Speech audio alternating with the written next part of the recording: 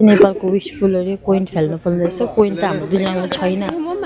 कोइनै छैन अब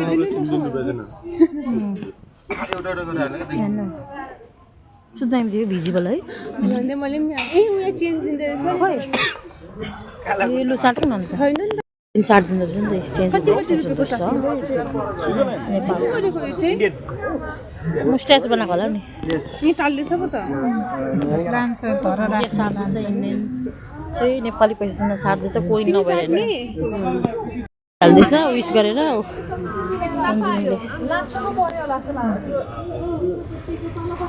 कति रुपिस माग्नु थाल्यो